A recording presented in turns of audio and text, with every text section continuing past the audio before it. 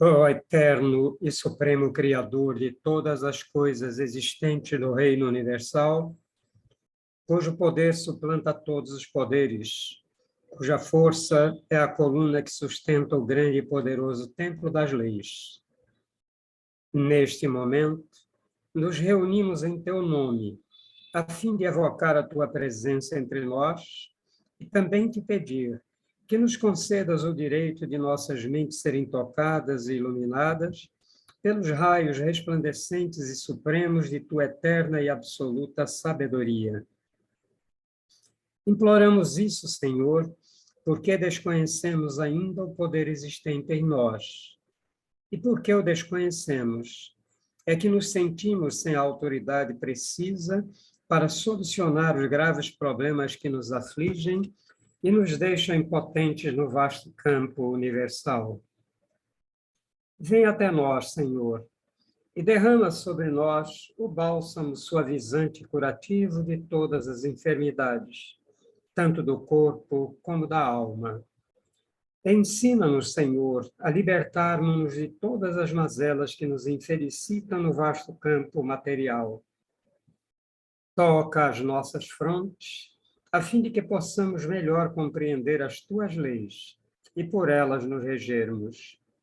Ilumina as nossas inteligências, as nossas consciências e as nossas razões, para que possamos caminhar sem tropeços nem quedas, no caminho que leva à tua eterna e absoluta majestade. Ensina-nos a conhecer as leis, Senhor, para que possamos equilibrar-nos na grande concha da tua justiça eterna e absoluta.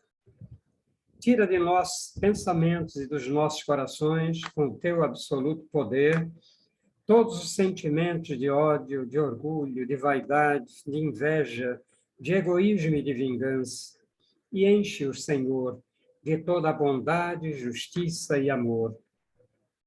Ó Supremo Criador Universal, vem até nós neste momento em que estamos reunidos em teu santo nome e conduzi-nos, Senhor, pelo verdadeiro caminho do bem, para que, futuramente, as nossas almas buriladas pelas leis, escoimadas pelos direitos morais, possam atingir, através da longa jornada das encarnações, ao teu reino de paz, de harmonia, de amor, de verdade e de justiça.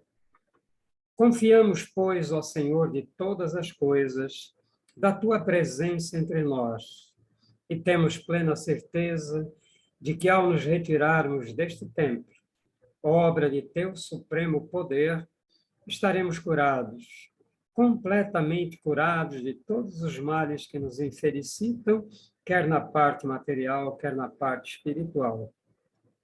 E como confiamos na tua presença entre nós, Senhor, a ti agradecemos com os corações limpos e os pensamentos puros a graça que nos concedestes.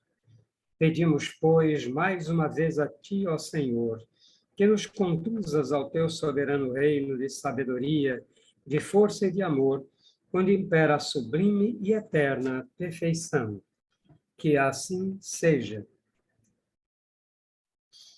E assim, em nome do grande arquiteto do universo, Deus Todo-Poderoso, estão abertos os trabalhos virtuais da loja exotérica cebedista do Trevo Sagrado, subordinado ao culto secreto da Ordem Maçônica do Grande Círculo Branco, invocando neste momento a presença de nosso venerando mestre Shevna e de toda a hierarquia espiritual que controla a nossa ordem, também da diretoria espiritual, astral e material do Trevo Sagrado, e também dos nossos guias, protetores e trabalhadores pessoais, de todos os presentes, para que deem cobertura aos nossos trabalhos. E assim, na parte material, nossos trabalhos estão abertos também. Hoje teremos mais uma vez o prazer de contar com nossa irmã Roseli Vila Pisani Vila, que vai nos apresentar o tema Vivendo entre o Céu e o Inferno. Então, vamos passar pela pergunta: vivemos entre o céu e o inferno? Então, vamos ver a resposta que Roseli nos traz a essa pergunta que ela mesma coloca. Roseli, a palavra é sua, e a partir de agora você tem sua meia hora. Se precisar mais algum tempinho, a gente sempre consegue, tá bom? Abra seu áudio. Seu áudio está fechado, Roseli.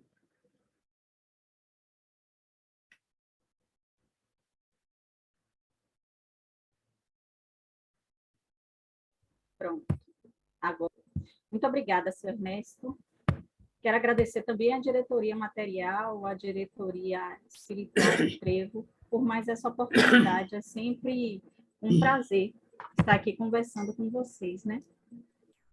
E refletindo sobre determinados temas. Esse tema em especial, há algumas semanas, estava em minha mente.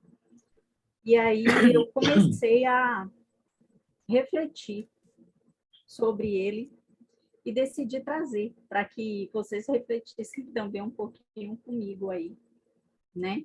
Será que vivemos entre o céu e o inferno? Desde quando eu era pequena, e acredito que muitos dos aqui presentes sempre ouviu que o céu estava lá distante, seria a morada de Deus, lá no alto, e que teria também um inferno, que seria um local que estaria no subterrâneo da terra, e que um abrigaria as pessoas que fazem coisas boas e o outro pessoas que fazem coisas más após a morte de cada um, não é mesmo? E aí eu comecei a refletir acerca da origem desse processo aí, desses conceitos de céu e inferno. Até algum tempo atrás, eu acreditava que esse era um conceito que foi difundido principalmente pelo cristianismo, mas quando a gente começa a dar uma olhadinha também em outras civilizações antigas e mesmo outras religiões, nós percebemos que eles vão ter também esse conceito, essa estrutura do pós-morte para os bons e para os ruins.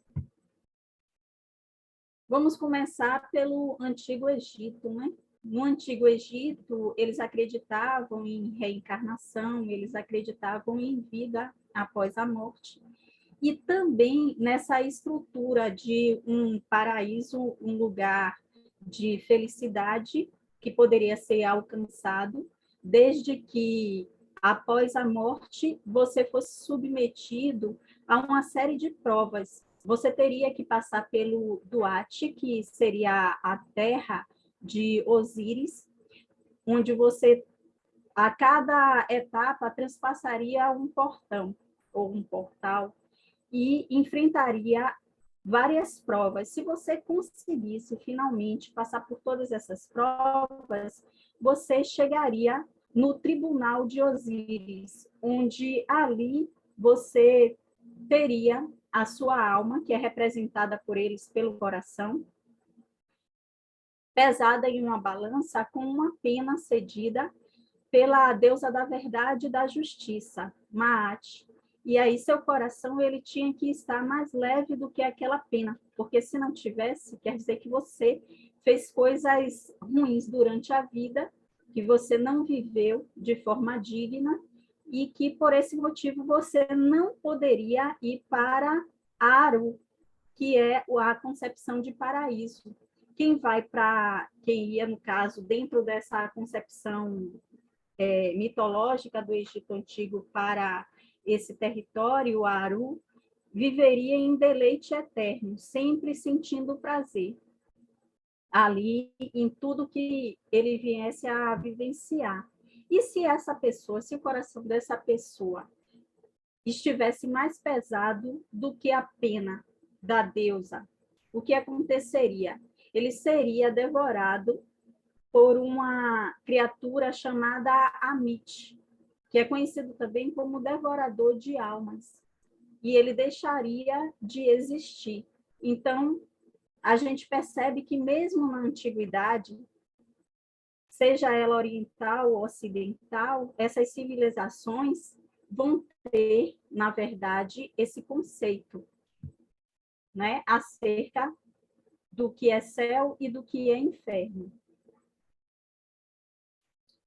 A outra civilização seria a civilização grega.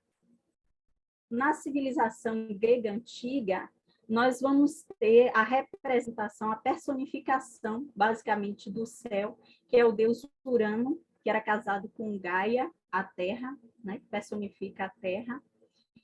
E nós vamos ter ali, junto com Urano, o Olimpo, que era a morada dos grandes deuses, que ficava sobre a terra. E aí alimenta mais uma vez essa concepção do afastamento. Os deuses, eles vivem afastados dos seres humanos. E qual seria o correspondente ao inferno, basicamente na Grécia Antiga?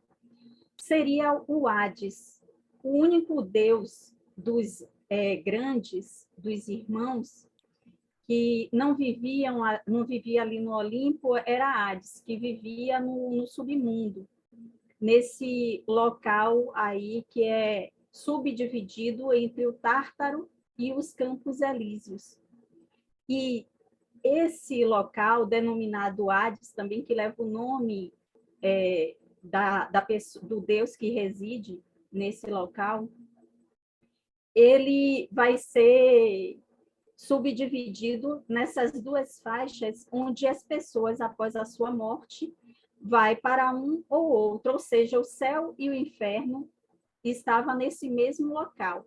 O céu seria os Campos Elíseos e o Tártaro seria a concepção de inferno. Os virtuosos, aquelas pessoas que amavam os deuses, que seguiam os ditames dos deuses naquele período, eles acreditavam que após a sua morte viveriam nos Campos Elíseos. E aqueles que não faziam coisas boas iam para o Tártaro. O Tártaro é descrito como um local desolado, onde a pessoa, quando chega, ainda tem um pouco da memória. Mas, com o passar do tempo, ele vai perdendo gradativamente essa memória, esquecendo, inclusive, de quem ele mesmo é. Esse Tártaro também é habitado por monstros tenebrosos, que vão ficar ali atormentando essa pessoa eternamente. E aí nós vamos para os celtas. Os celtas, que inclusive vão conviver com os primeiros cristãos, né?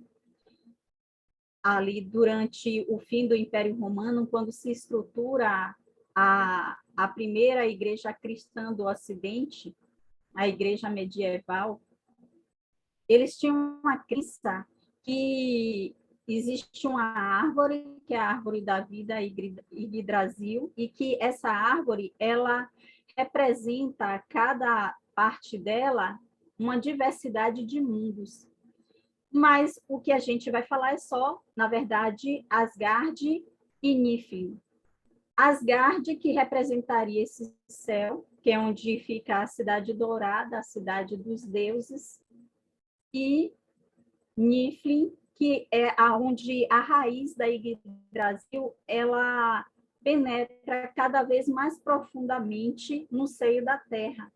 E aí, esse local, onde as raízes elas vão lá bem para as profundezas da terra, é um lugar que a terra infértil é um lugar assombrado, é um local onde existem vários gigantes, vários monstros, um local de tormento, por assim dizer.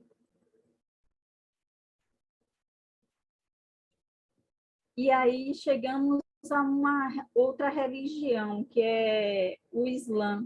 O Islã também tem um conceito de céu e de inferno, que inclusive é muito parecido com o do próprio cristianismo. Shanam e Shahanam, não sei nem se eu estou pronunciando direito, viu, gente? Mas, enfim, Xanã seria o conceito de céu, de paraíso. Inclusive, essa palavra, a tradução significa jardim. E o outro seria o correspondente ao inferno. Eles acreditam que haverá um juízo final, onde Alá vai ressuscitar todos, e essas pessoas que fizeram coisas boas vão para o paraíso, vão para esse jardim, e os outros vão para o inferno. E aí o conceito, agora que a gente está mais habituado, né? Que a gente teve mais contato ao longo dessa existência aqui, acredito eu, que é o conceito cristão. Esse conceito ele vai ganhar muita força, principalmente durante a Idade Média. Por quê? Porque vai ser um recurso utilizado naquele período para a conversão de pessoas. E cria-se esse conceito de que a morada divina ela fica lá nas alturas distante, bem distante de todos nós. O inferno ele vai ficar, como a gente viu nesses conceitos aí dessas civilizações antigas, algo bem similar lá nas profundezas da Terra, onde nós, as pessoas, na verdade, quando viessem a morrer, passariam a ser atormentadas eternamente por várias criaturas, né, denominadas demônios e assim sucessivamente. E esse conceito, inclusive, ele vai totalmente contra o conceito de um Deus de amor. Um Deus de amor que é descrito em várias passagens ali na Bíblia e que também é ressaltado em várias religiões. Quando as pessoas falam como sendo verdade absoluta essa questão, principalmente da existência desse inferno, dessa punição divina eterna para os erros cometidos durante a nossa existência aqui, eu me lembro automaticamente daquela parábola do filho pródigo, onde o filho vai e pede ao pai a sua herança, ele vai embora, gasta tudo e depois retorna pedindo para ser servo do pai, porque ele estava sendo tratado de forma muito pior pelo seu patrão do que o pai costumava tratar os próprios animais que tinham. Então, ele lembra da justiça do pai e ele retorna arrependido e pedindo a esse pai para acolhê-lo. E o pai, ele não pune o filho, ele não coloca o filho nas piores atividades que ele tem. Muito pelo contrário, ele manda fazer uma festa porque aquele filho que ele achou que havia perdido, havia retornado. Então, essa questão aí é completamente fora de propósito, né? Para que a gente ainda cogite atualmente. E aí entra a ciência e esses conceitos religiosos.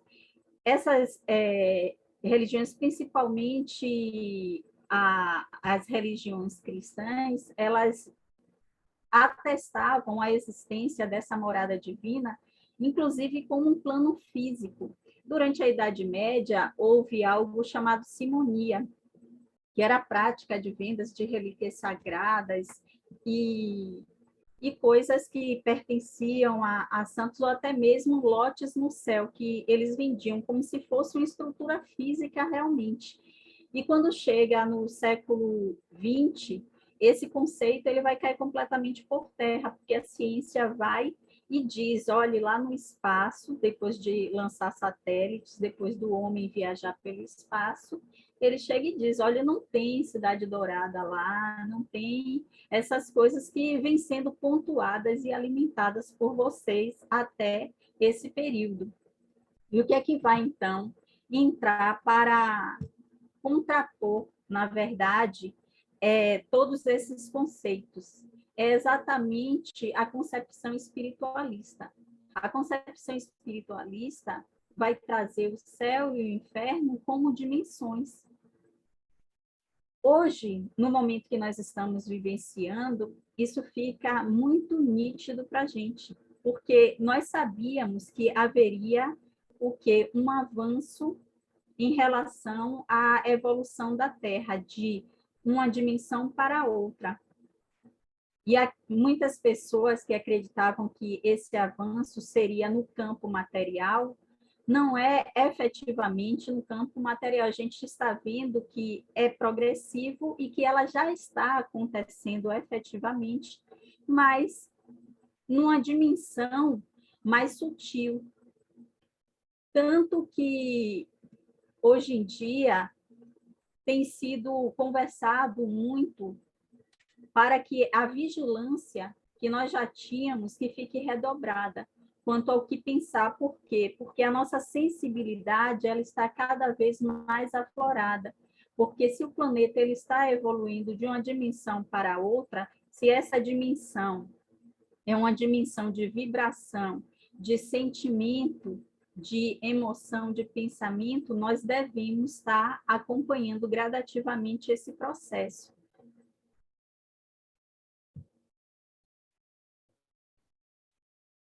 Então, nesse sentido, o que é a morte e para onde vamos quando nós morremos, já que esse conceito tão difundido, tão debatido sobre céu e inferno, ele não cabe.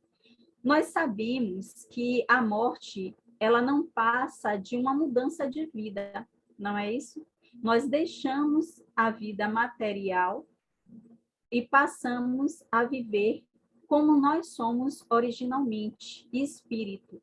Nós estamos humanos, mas nós sabemos que nós somos espíritos. E aí, para onde é que a gente vai, então, após a nossa morte? Se o inferno, esse conceito de inferno e de céu, ele é discutível, ele não se aplica basicamente. Nós vamos para onde nós vibrarmos, para onde os nossos pensamentos e as nossas emoções, as nossas ações, as nossas escolhas vierem a nos conduzir. Na quarta-feira, foi inclusive ressaltado pelo irmão Gilberto essa importância. Ele citou, inclusive, o seminário sobre o pensamento, né? Essa importância dessa vigilância, da gente prestar atenção no que nós estamos vibrando, no que nós estamos fazendo, no que nós estamos escolhendo, porque isso vai nos direcionar quando sairmos desse plano para o plano espiritual. E aí, basicamente, chegamos a um ponto crucial. Se é uma dimensão, se nós vibramos a ponto de, após sermos conduzidos para esse local, entre aspas, para essa dimensão, para essa nova esfera, será que nós vamos para o céu ou para o inferno apenas depois que a gente morre? Apenas depois que a gente deixa o nosso corpo material? E aí, o que é que vocês acham? Uma pequena pausa para reflexão. O inferno, quando você pesquisa e lê essas descrições aí, você percebe que é um local de angústia, um local de tristeza, de desespero, de desesperança, um local onde a vibração é extremamente inferior. É uma vibração no ódio, na raiva. Como está o nosso campo vibratório atualmente? Vamos pensar no nosso local de trabalho. Como está? Como está a nossa relação nesse ambiente de trabalho? Será que nós estamos vibrando de acordo com o que nos conduza a um céu, a um paraíso? Ou será que nós estamos com ressentimentos, seja no ambiente de trabalho ou até mesmo com amizades. Será que ainda tem aquele amigo que a gente não perdoou determinada coisa que fez? Ou será que o orgulho nos impede de pedir o perdão por ter feito alguma coisa àquele outro amigo? E no nosso núcleo familiar, qual a vibração que está retumbando ali?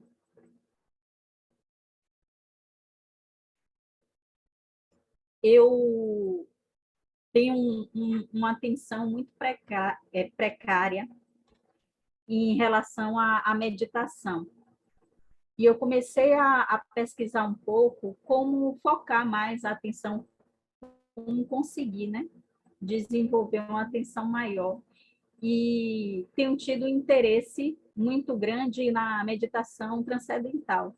E o que eu tenho lido tem me mostrado que esse tipo de meditação, ela alcança um raio tão grande que perpassa o ambiente que você está, conseguindo, inclusive, englobar, por exemplo, outras casas na vizinhança, outros locais. Se a meditação, que é algo positivo, tem esse efeito, o negativo também. Vocês já pararam para pensar?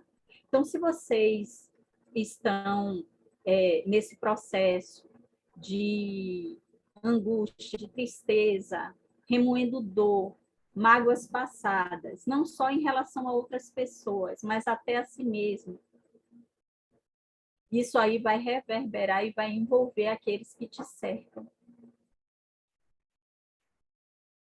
Já pararam para pensar? Na segunda-feira, dia de segunda, tem um grupo que eu participo de um outro estudo.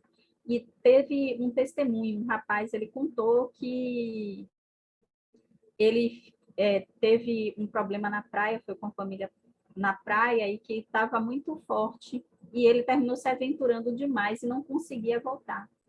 E ele achou, efetivamente, que ia morrer naquele momento. Mas aí o salva-vidas chegou e conseguiu resgatar ele. E ele disse que a única coisa que ficava na mente dele é que ele não estava pronto para morrer. Que se ele morresse, ele não teria feito tudo que ele deveria ter feito. Era essa a sensação. Porque ele talvez, pelo esquecimento que nós sabemos que acontece a cada reencarnação, não lembre, mas a alma, o espírito, ele sabia. E nós sabemos que, em relação à morte, é uma das, se não a única, certeza que a gente carrega desde que nasceu. Porque esse plano material, ele é transitório. Então, é sim um processo de provas e expiação, mas é também um treino para depois que nós sairmos desse plano, dessa vida, e abraçarmos a nova vida que nós vamos ter quando deixarmos esse corpo.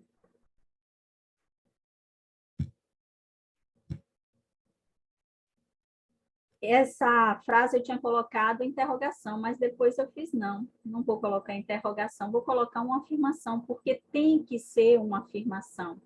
Na quarta-feira, o irmão Gilberto também falou sobre isso, sobre a mudança das estruturas de pensamento.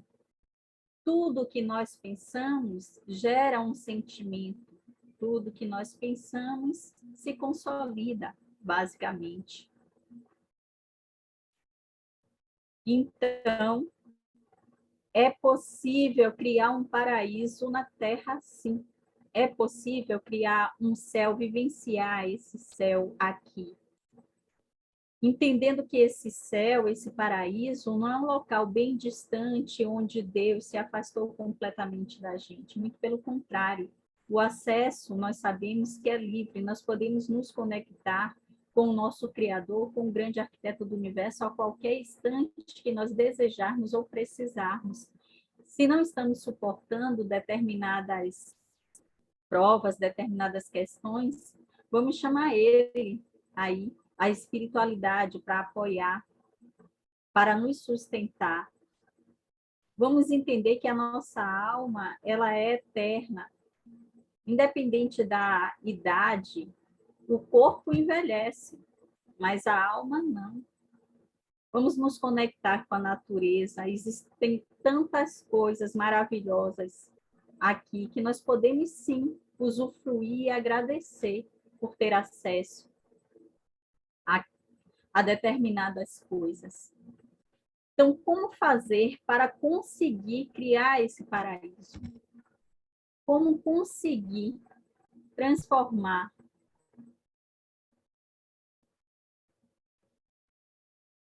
a nossa vida nesse céu, entre aspas? Nós precisamos redimensionar os nossos problemas. Nós precisamos criar na nossa mente, na nossa vida, um gaveteiro como esse, onde nós vamos deixar na primeira gaveta o que pode ser resolvido agora, nesse momento. E o que não pode ser resolvido agora, a gente vai deixar para amanhã ou para depois. E aí a gente coloca na segunda gaveta. Na terceira gaveta, aquilo que depende da ajuda ou de outras pessoas, aquilo que não está no nosso poder. E o outro que depende do tempo, que não depende absolutamente da gente ou de outras pessoas, como, por exemplo, a paz mundial, vamos supor.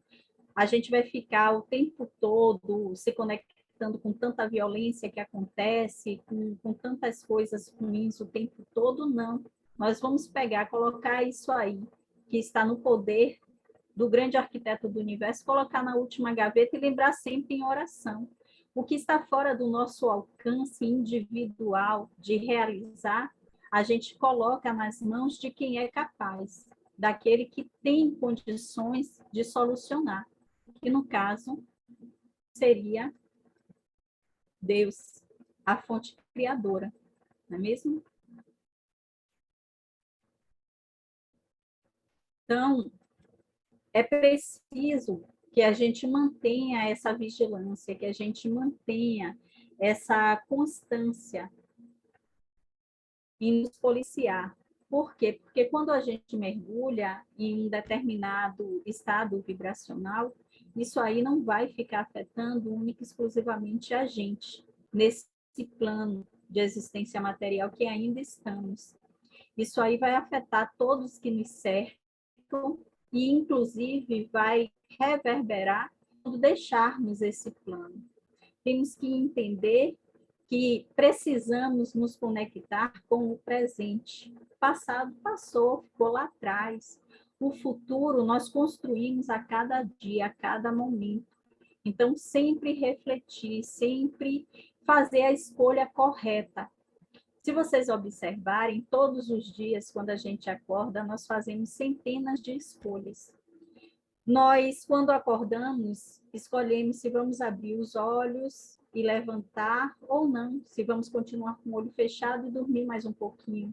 Nós escolhemos se vamos tomar o café primeiro, escovar os dentes depois, ou escovar os dentes e depois tomar o café.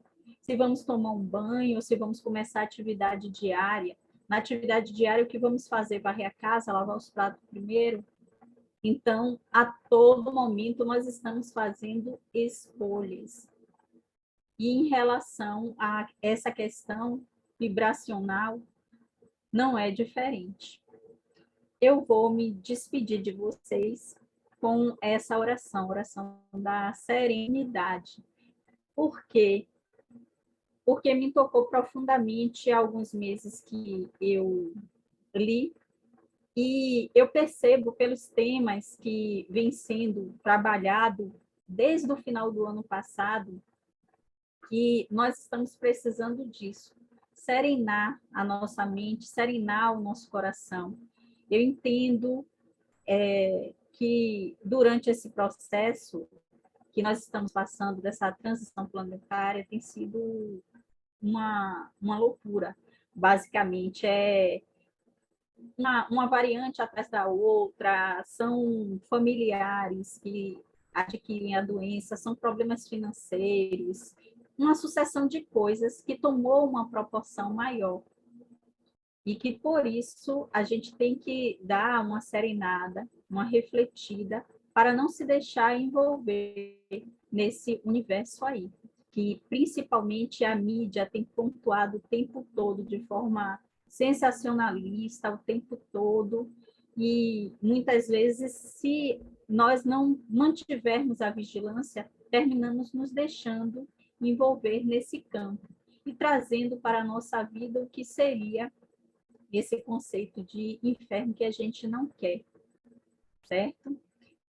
Então, essa oração aí, que diz: Deus, concede-me a serenidade para aceitar as coisas que não posso mudar, a coragem para mudar as coisas que posso e a sabedoria para discernir uma da outra, vivendo um dia de cada vez, apreciando um momento de cada vez, recebendo as dificuldades como um caminho para a paz e como Jesus, aceitando as circunstâncias do mundo como realmente são e não como eu gostaria que fosse, confiando que o Senhor tudo fará se eu obedecer às suas leis, pois assim poderei ser razoavelmente feliz nessa vida e supremamente feliz ao seu lado na eternidade. Que assim seja e que assim se faça. Devemos lembrar que as dificuldades são degraus, degraus que galgamos dia após dia para o nosso processo evolutivo. Meus irmãos, uma boa noite. Gratidão, Roseli, por mais um trabalho que você apresenta, sempre de uma maneira brilhante. E como nós sempre passamos para as pessoas no trabalho do Trevo, céu e inferno não são lugares específicos, né? São estados conscienciais. A nossa consciência é quem fará com que a gente esteja vivendo a paz ou estejamos em guerra permanente. Então, não há exatamente um lugar predestinado para que nós possamos sofrer eternamente ou viver felizes eternamente. Seria fazer um mau juízo muito grande do Criador, né? Mas ele nos deu o livre-arbítrio e nos deu, então, a capacidade de nós fazermos a nossa autopunição, que não é propriamente uma punição, é simplesmente um aprendizado, né? Sempre com a intenção de fazer com que a gente aprenda qual é o caminho melhor a seguir. Então, céu e inferno pode ser em qualquer lugar onde a gente esteja. Aquelas três figuras que você apresentou, que estavam um sentado com os dedos crispados no rosto, a outra mulher também sentada e o homem cravado com os dedos no rosto, demonstram bem situações que a gente vive quando não aprende a discernir, a viver de uma forma integral. Então, a consciência é tudo, né? Então, os estados conscienciais é quem vão determinar aonde nós estaremos. Aonde estiver a nossa consciência, aí estaremos nós. Então, precisamos trabalhar, ainda trabalhamos muito inconsciente, superconsciente, tal, mas precisamos concentrar na consciência, porque a consciência, a descrição da consciência é o sentimento, é tudo que nós vivemos, tudo que nós experimentamos, tudo que nós passamos pela causa e pelo efeito, constitui a nossa bagagem. Então, se a nossa bagagem nos traz uma condição de vivermos com serenidade, com equilíbrio, com alegria, então viveremos o céu aqui mesmo, não precisamos esperar como almas desencarnar para ir para um lugar efetivo. E o contrário também é real, né? Tem pessoas que vivem verdadeiramente um inferno mental constante, porque não aprenderam ainda os caminhos da libertação da consciência, por isso, então, sofrem, não precisam chegar lá no mármore do inferno, como diz o Islã, né? Para sofrer, porque sofrem aqui mesmo, encarnados e desencarnados ainda mais. Então, está nas nossas mãos responder a essa pergunta instigante de Roseli, né? Onde é que temos o céu e o inferno? Eles estão juntos conosco, é só nós pendermos para um lado ou para o outro. Então, espero que todos vocês tenham a sabedoria de saber discernir, como tem a oração da serenidade, que vocês tenham a capacidade de discernir qual é a vertente que vocês querem viver nas suas vidas. E então, aí eu espero que todos escolham um céu de muita paz, muita luz, a consciência tranquila, dormir sabendo que não fez mal a ninguém, pelo menos premeditadamente não fez. Então, nós podemos vivenciar esse céu ou esse inferno aqui mesmo encarnados. Não fiquem esperando só para quando desencarnar, não. Quando estamos encarnados, nós podemos consertar.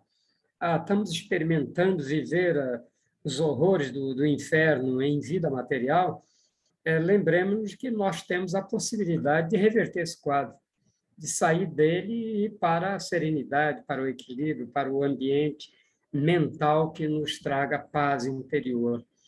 Então, fica aí esse recado subliminar para todos, né? Céu e inferno não têm existência real. Quem dá a existência a eles somos nós. Tanto faz encarnados como desencarnados. Então, depende de nós. Tá certo? Como diz a música. Então, vamos. Obrigado mais uma vez a Roseli. Posteriormente, quando nós terminarmos a nossa doação de energia, então nós abriremos o espaço para vocês fazerem os questionamentos à Roseli diretamente. Bom? Vamos, então, encerrar essa parte dos nossos trabalhos. Elevemos os nossos pensamentos a Deus, o grande arquiteto do universo, e acompanhemos a nossa prece de encerramento dos trabalhos. Nós te agradecemos, ó Senhor, Criador e Dominador de todas as coisas, por teres atendido ao nosso chamado e derramado sobre nós o teu bálsamo suavizante e curativo de todas as enfermidades. Enchestes o nosso ser de teu santo poder e de tua eterna sabedoria. Conservai-a em nós, Senhor, e sempre nos façais dignos dela até o dia de nossa eterna perfeição. Que assim seja. E assim, em nome do grande arquiteto do universo, Deus Todo-Poderoso, estão encerrados os trabalhos virtuais da loja exotérica CBDista, o Trevo Sagrado, subordinado ao culto secreto da Ordem Maçônica do Grande Círculo Branco, e agradecendo ao nosso venerando mestre Shebna e a todos os venerandos mestres da hierarquia que nos dirigem, agradecendo a diretoria espiritual, astral e material do Trevo Sagrado pela presença e pelo controle, agradecendo aos nossos guias, protetores e trabalhadores pela assistência que nos concederam, e assim, na parte material, damos também por encerrados os nossos trabalhos. Até a próxima reunião, se assim Deus nos permitir.